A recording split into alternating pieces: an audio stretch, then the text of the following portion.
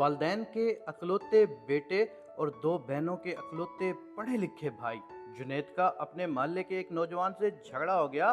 ہاتھا پائی ہوئی اور کچھ گالیوں کا تبادلہ بھی ہوا۔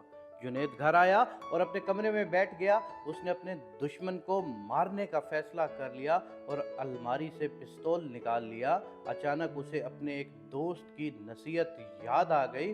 دوست نے اسے ایک ایسا کوئی بھی انتہائی قدم اٹھانے سے پہلے 30 منٹ کے لیے واردات کے بعد کی صورتحال کو تصویری طور پر دیکھنے کا کہا تھا۔ جنید نے تصویر میں اپنے دشمن کے سر میں 3 گولیاں فائر کر کے اسے ابدی نیند سلا دیا۔ 1 گھنٹے بعد وہ گرفتار ہو گیا۔ گرفتاری کے وقت اس کے والدین اور 2 بہنیں پھوٹ پھوٹ کر رو رہی تھیں۔ اس کی ماں بے ہوش ہو گئی۔ مقدمہ شروع ہوا تو گھر خالی ہونا شروع ہو گیا۔ ایک کے بعد ایک چیز بکتی گئی۔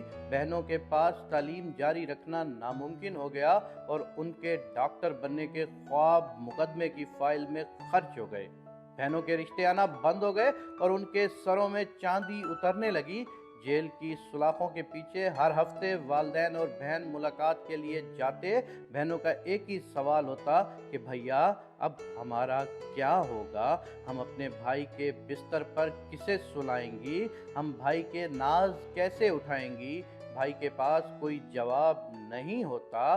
فیصلے کا دن آیا اور جنید کو سزائے موت ہو گئی۔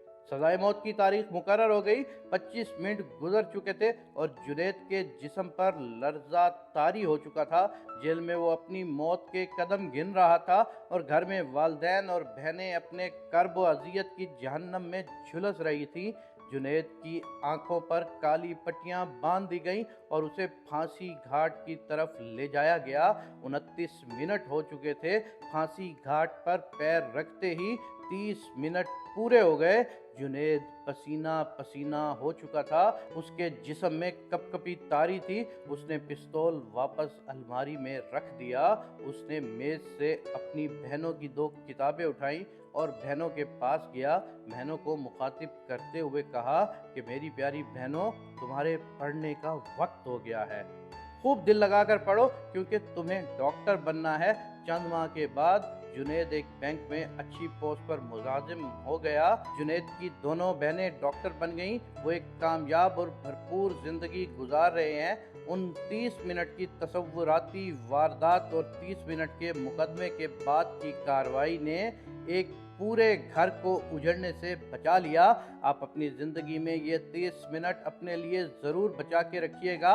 یہ 30 منٹ کی تصوراتی اذیت آپ کو زندگی بھر کی اذیت سے بچا لے گی۔